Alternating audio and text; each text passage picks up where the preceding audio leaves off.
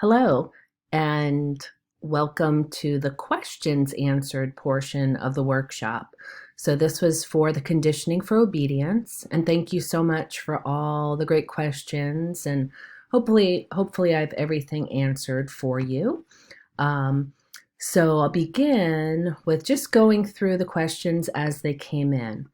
So the first one, and this was indicating where it was in the lecture. So if you go back and look at it at 19 minutes and 15 seconds with the hip flexor stretch, when the front legs are up on a perch, when I said come up and go down, do you mean the forelimbs come off of the perch and go to the ground and then go back? Or do you mean the rear goes down to a sit while the forelimbs remain?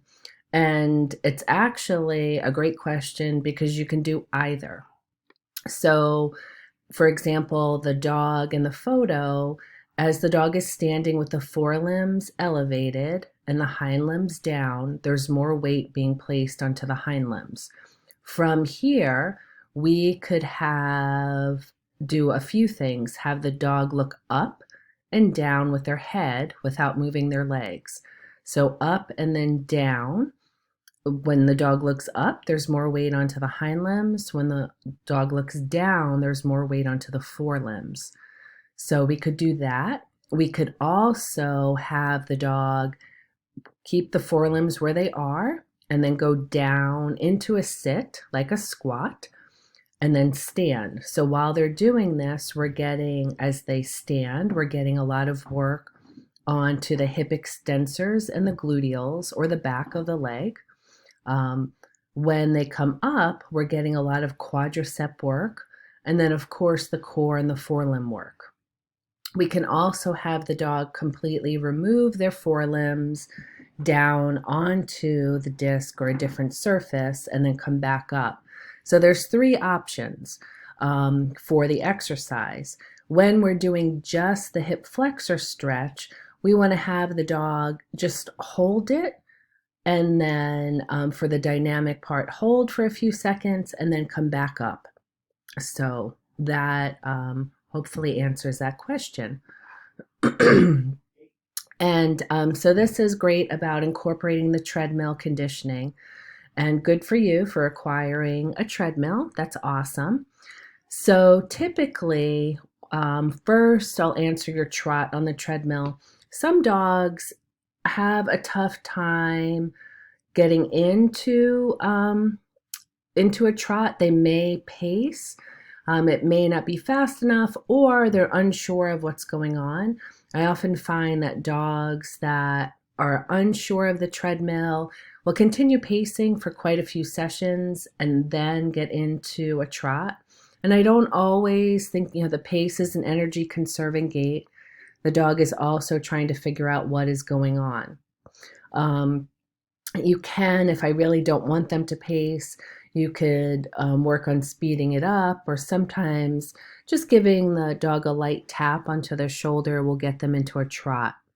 And typically what I'll do is start with a program for about a 5-minute warm-up, 5-minute trot. So the 5-minute warm-up, depending upon the dog, may be anywhere from 1 to 3 miles an hour. That's pretty variable, but getting them, start to increase their heart rate, and then I can go 5 minutes, increase the speed, get them into the trot, and then back down for 5 minutes and get them into a cool down. If I like to vary it and maybe have 3 days where it's flat, and then the other 3 days where I'm adding an incline. And depending, most land treadmills go up to a 10% incline. With the 10% incline, or even any incline, the dog will be working quite a bit to work on their hind limbs, so you don't want to go as fast. So a program may look like 5 minutes of warm up on the flat at 2 to 3 miles an hour, do an incline for 5 minutes, and then back down to a warm up. And then, of course, the portion that will expand will be the middle portion, so the incline work. And my rule of thumb, I listen carefully. I never leave the dog unattended, and I listen to their foot stride. So if I hear their nails drag more than 3 times, the dog is typically fatiguing. Here is just dog working, and this is on our treadmill here. She's easily distracted, and we're working into getting her in, out. You can see she's pacing here, and we're speeding it up. You're still kind of working, and this is what she's at 3 miles an hour here, and using some encouragement there. So some dogs take very easily to treadmills, others don't. And this is a great webinar idea or workshop idea for more work on the treadmill. So this is a great question with a gait analysis. So this was actually a dynamic gait analysis. It was not a static. So you can definitely look at static, and with a static, it will give you, it's always very interesting. We have a static gait analyzer, and I use it a lot to show owners how we can impact balance side to side, and up and down by head positions. So there's definitely a difference there. And you're right on with the different sports, and when you're looking at different things and how can you negate it. And this was I gave you 3 just so you can look at 3 dynamic gait analysis. The first one was a dog coming straight on, and this is Gracie. And I apologize that this is coming back. I'll have to give you these videos. I don't know why they keep coming half, but she came straight on. And if you look at this closely, she had actually had a left shoulder injury that we were rehabbing her from. So when we look at this, she was unweighting the left a little bit and the left hind. So this is her normal. It changed up a little bit when we did healing. And again, I apologize. I'm not, I'll upload these and give you put the links in there so you could see this. When she healed, we actually see that she was more balanced. So she had, almost straight on, and this was her norm. And then I had her do the opposite, and we can see how the numbers changed when she looked to the left. And these were done right after each other. So again, I apologize for these links, and I'll put them on a YouTube link and put them up there. But we can see the differences there. And it is interesting, and I know the next question is about, is it beneficial to heal both ways? And sure, from a structural point of view, looking at it, definitely that may not always be what your goal is with healing. So that's something to take a look at. So I think that next question will come. So if this video doesn't show, I'm not sure. Like I said, yeah, I will put the individual links in so you can see this. So again, I apologize. This worked with it before I was recording it. So I will get those up for you. And then the same with this one. I'll get those links in for you. So another question on the hip flexor stretch. Does the on and off movement when using it as a dynamic stretching matter? So definitely when we're looking at getting some of that dynamic movement, we want to mimic that up and down. So you can definitely reset with a cookie left and call back to stretch, then a cookie right. That is perfect because you're getting in some dynamic. As far as teaching a sit back off the object into a rock back, that's definitely an option. It's a little bit complicated there, but I would just stick with the moving on off, and I love the idea of turning left and right. That's perfect.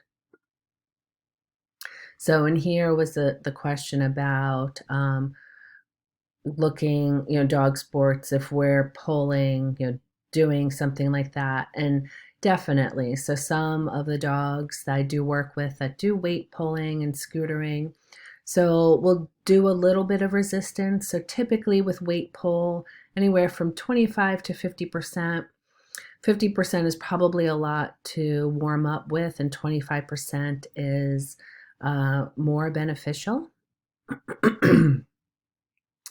And then for balancing on unstable objects, is the goal to stand square? And yes, so the goal is, but I don't get too crazy right away trying to get the dog there, really working with it. And it may take an honest 10 to 14 days of doing this every day to get it where the dog is standing square. So, for example, if we look at this dog, you can see the left forelimb's turned out a little bit, the right hind limb is turned out a little bit. And this was actually his first time on here, so I'm not too worried about this at all. I don't get too crazy unless they're too tucked under. Then you may want to move the object and work with that.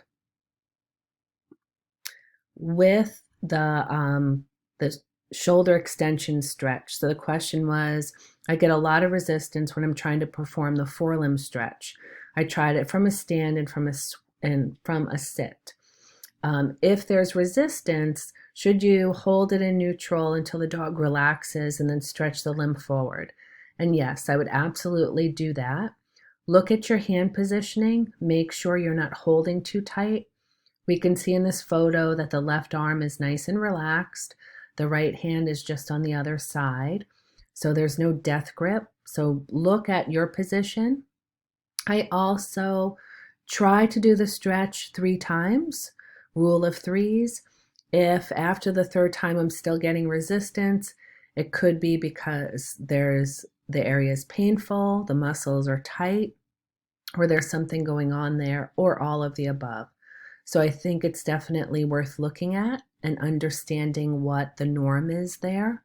So that's a great question, and we always want to stay away from doing any harm. And so here, the recommended healing on both sides. And ideally, in my world, I think that would be great. To get balanced. Of course, most of the work is still done with healing on the left side of the dog with the dog looking up. But ideally, you should balance the dog. Same for those of you that are involved in horses. We always are looking to balance side to side.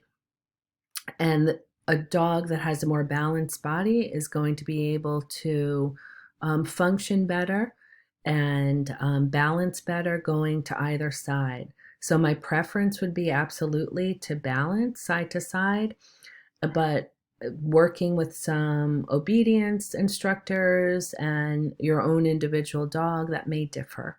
So, again, in the perfect world, yes, but, definitely talk with your instructor or think about it. Some dogs may get too confused with that. Last question, for a young dog that seems quite long in the back at the moment, what would you suggest to work on first? This is a great question, and I would definitely start to work on core. I would begin with definitely look at one of the conditioning classes. Would be so important. Either the canine conditioning one that I teach, or there's a few other instructors that have some great conditioning classes going.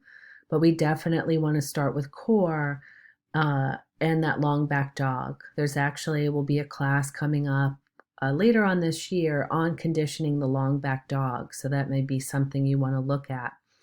But I definitely either forelimbs up on an unstable object, working on standing on 2 unstable objects, sitting on an object, lots of different things. But I would definitely work on that core first. And I will, as I mentioned, I apologize for those videos. I'll get the YouTube links up into the forums there, so they're there for you. If you don't receive them, you could email me at deb@wizardofpaws.net, Or if you have any other questions, I'd be glad to answer. So thank you.